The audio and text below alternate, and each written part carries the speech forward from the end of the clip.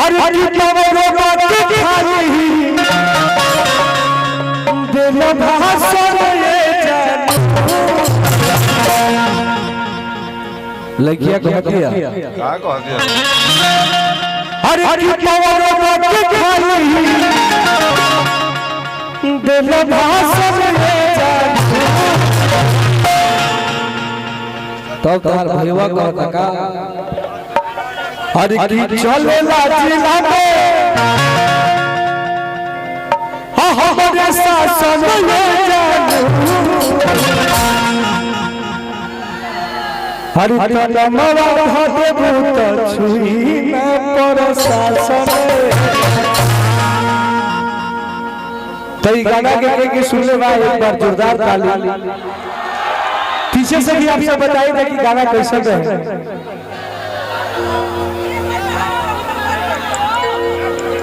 सभी लोग गाना के सुन रहे हैं टुनटुन भैया इधर भी पूछ लीजिए कि ये लोग सुने हैं कि नहीं। ताली बजा दो यार, ताली बजा दो। सुने तो मैं तो इधर आना चाह रहा हूँ लेकिन थोड़ा सा वायरिंग की वजह से नहीं आ रहा हूँ, ऊपर न चला जाऊँ मैं। हेलो राधा राधा जी, राधा आइए बड़ी पार्टी आइए आइए देखिएगा लाइट से बचकर हरि की नमवा धाते भूत छुई ना प्रशासन ये जान जोरदार ताली बजाओ भाई हो। बताओ दीवाना में कितना पावर होता कहते कि हमर नाम धो दो तो कोई न छुई। वाह भैया अरे की कान्हा बोले के राई थाला चले लगी चला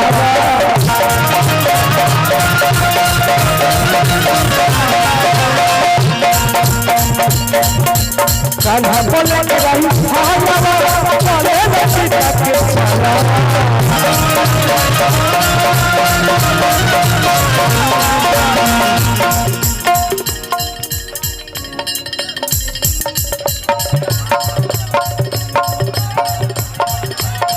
पावर बात खाली बोलो भाषण जानू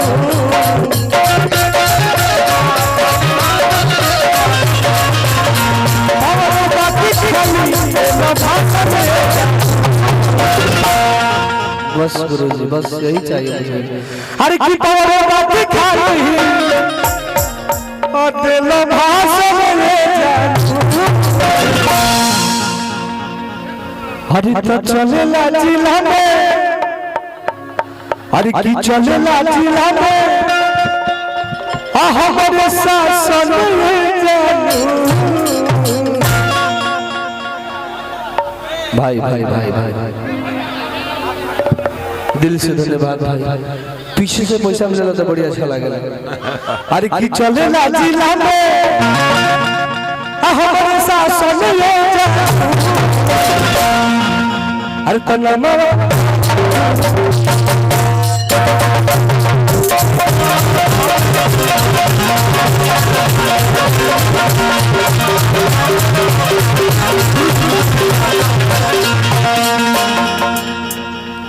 तनी कुबरवेट बजाई ना बढ़िया अच्छा लगेगा।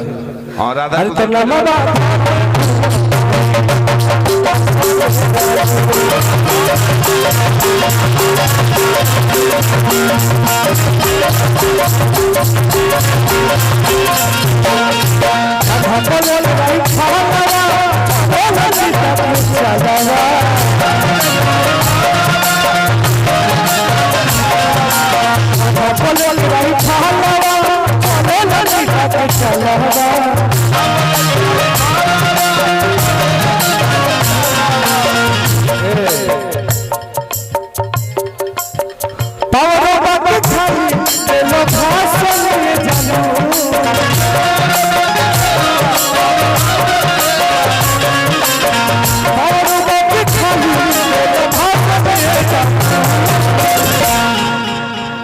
हर तन्ना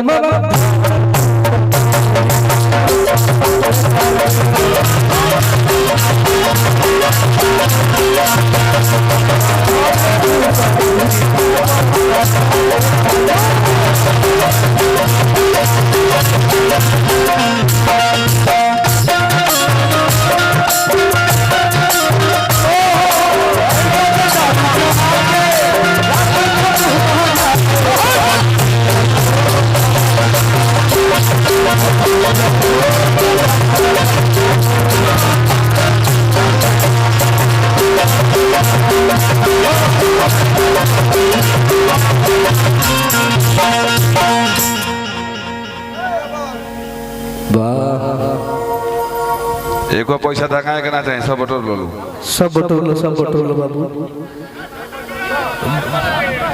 हाँ गाएंगे भाई। एगो हम गाना गले रहे, हरि की मोर मजनुआ रंगदा, हरि की बालू बेच के पैसा कमैलेगा। लेकिन का कर बात ना गाना का बात ना कि गने ध्यान पड़ी के रहती गाना आगे जा रहा। हरि की जिया सहन से जा,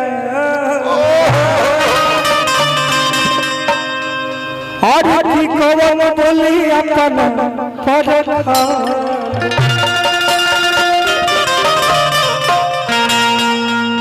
अजब बोली कवन चाह जाई झाड़ में। भाई रे हरि की छेद हो जाई तोरा बात में रे।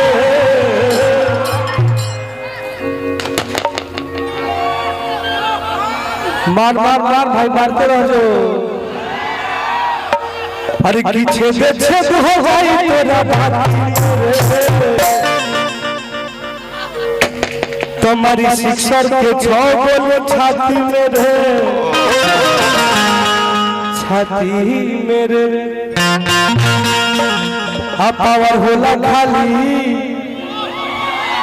बक्सर जिला के माटी मेरे, माटी मेरे। एगो हम गाना गले रही, अरे की कौन रंगदार हो बोलाऊ अपना यार के, ढेर जब बोली तो पार देम जमार के। अरे तो देखो घर तो लभर मोर कथा, अरे की देखो घर तो लभर मोर कथा। भाई हो हरि की हमारा राशि में जान बदमाशी दिखावा।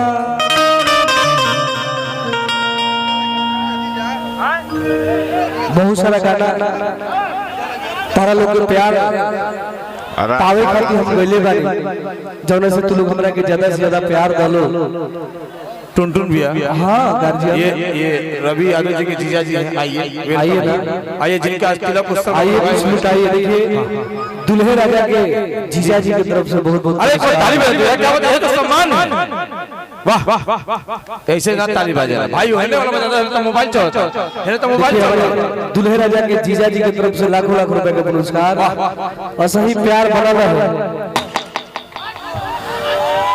हरि की कुछ बोला ना डांट गेलू ना भाई के थार के चलते हमारा गाना गावे के पड़ जाता, नहीं तो मैं कुछ दूसरा गा रहा था। हरि की कुछ बोला ना डांट गेलू ना अब लगावा ना खरधर के पटोल।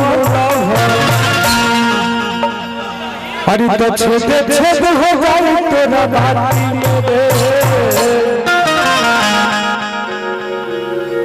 तुम्हारी शिक्षर के छो बोलो छाती मेरे, छाती मेरे। पावर होला खाली टुनटुनवा के जाती मेरे, छाती मेरे। क्या बात है, क्या बात है। अरे की कुछ बोला ला डांट बोलू ना।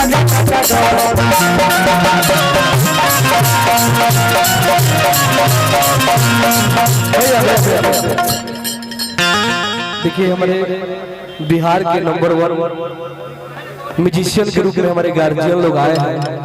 अगर मंच पे थोड़ा सा आप लोग सुविधा दीजिएगा ना तो हम लोग खूब अच्छा से गाएंगे, खूब अच्छा से एंटरटेन कराएंगे। तो प्लीज थोड़ा सा मुझे वक्त दीजिए, मुझे समय दीजिए कि हमारा राशि में जा। आज देखिए ये हमारे रामू भैया है जिन्होंने मुझे अपने जीवन में बहुत ज्यादा प्यार की आज इनका बदौलत हमार बहुत सारा गाना आयल बड़े और हमेशा जब भी मिले भैया तो हमरा के छोटा भाई के तरफ प्यार देबे तो हमरा रामू भैया खाते एगो छोटा सा ताली आप सब बजा दीजिए भैया धन है रामू भैया नजरात भर मिलाओ हे जवान से भोरे नंबरी ले गई है बोरा में बांध के करी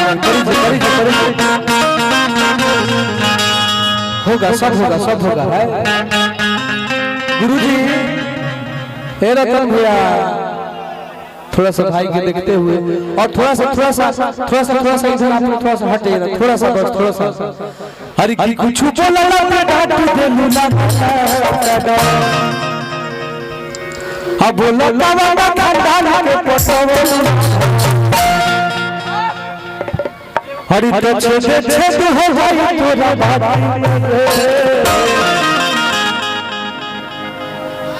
तुम्हारी शिक्षर के 6 गोले छाती में रे छाती में रे अपावर होला खाली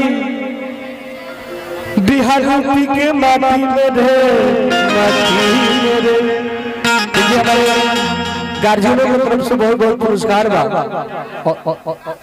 हमारे प्यारे बड़े भैया विकास यादव भैया की तरफ से लाखों रुपए का पुरस्कार बा और विकास भैया शिक्षर के छाड़ा उड़ा रहे थे अभी और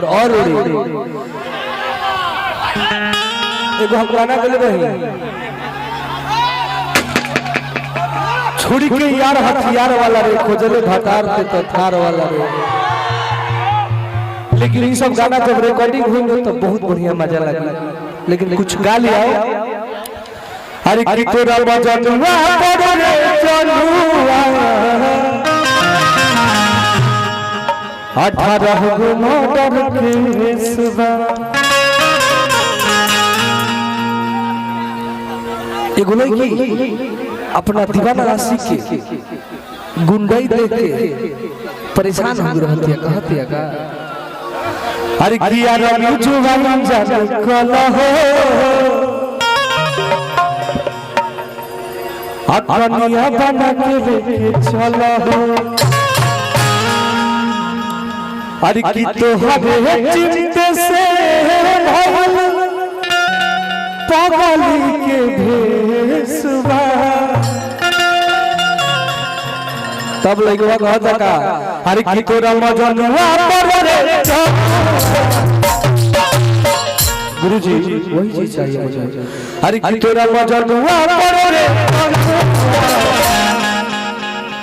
18 गो मर्डर केस